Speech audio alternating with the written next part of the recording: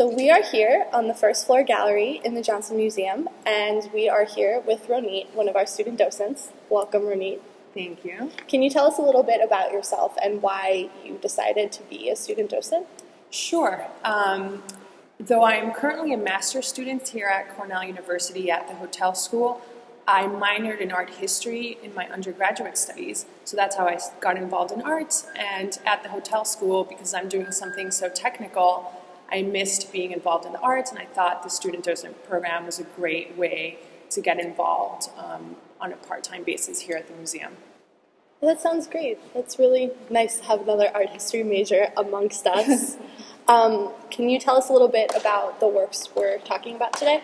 Yes, so as I told you, because I'm a student at the hotel school, I thought I would step on some new territory where art and hospitality merge together into one. So this is what I'll sort of be talking about with the two works of art, Andy Warhol and Jean Dubuffet.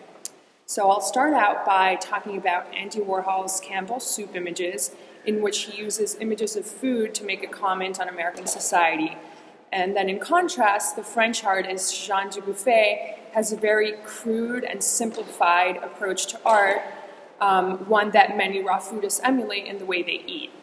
Unrefined materials, such as the one used here, like sand, and simple subject matters and compositions can be noted in Dubuffet's art, just like raw foodists, for example, eat simple, uncooked foods.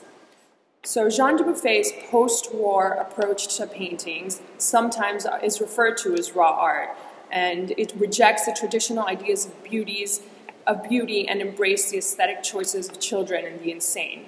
This rejection became particularly important in the context of post-World War II because of Hitler's obsession with the ideal society. Not only was Dubuffet's subject matter raw and sophisticated, but also the materials he used communicated rawness.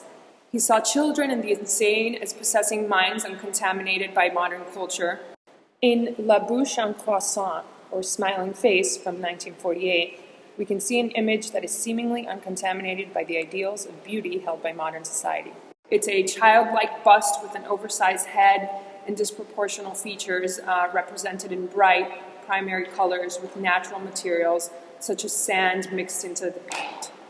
Comparing Dubuffet's style with the contemporary raw food movement would work well.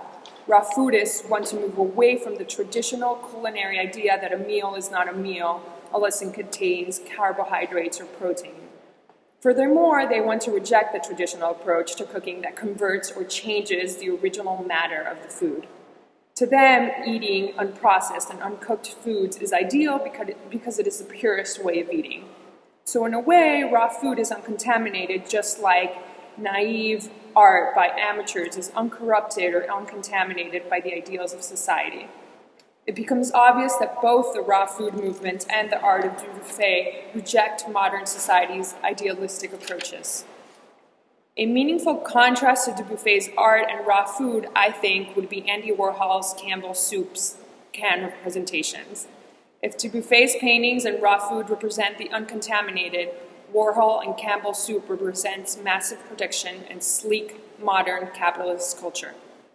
In the early 1960s, Andy Warhol's Cambell soup images became synonymous with pop culture and mass production, and this association remains true even today. So the images of the Cambell soup cans were produced with a mechanized silkscreen process, and this technique allowed Warhol to repeat a subject matter almost an infinite number of times, and it is partly for this technique that he became so famous. The almost machine-like way in which they were produced mimicked the mass production and mass consumption that was happening in America at the time. One might say that Cambell's processed soups represent the antithesis of the foods that raw foodists prefer.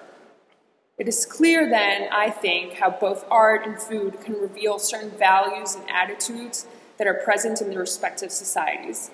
Both are things we create, and in one way or another, both are things we consume, either visually or by digestion or eating. So how did you come to this conclusion and see this work as evoking the same kind of ideas as raw food? Well, it's multifold. So firstly, because I'm in the hotel school, I'm involved in many events where food is the central or main theme of the events. So I'm constantly trying new things. And then additionally, my neighbor is actually a raw foodist. I had never met one in my life. So I was introduced to that concept for the first time a few months ago when I moved to Ithaca. And he constantly invites me to raw food events in which I usually bring something. So that has also forced me to consider raw food recipes. So that's how I got involved with raw foodism. Great, that was fascinating. I had never thought of the Dubuffet in terms of raw food, but I thought that was a great analogy. Thank you for being with us today. You're very welcome. Thank you for having me.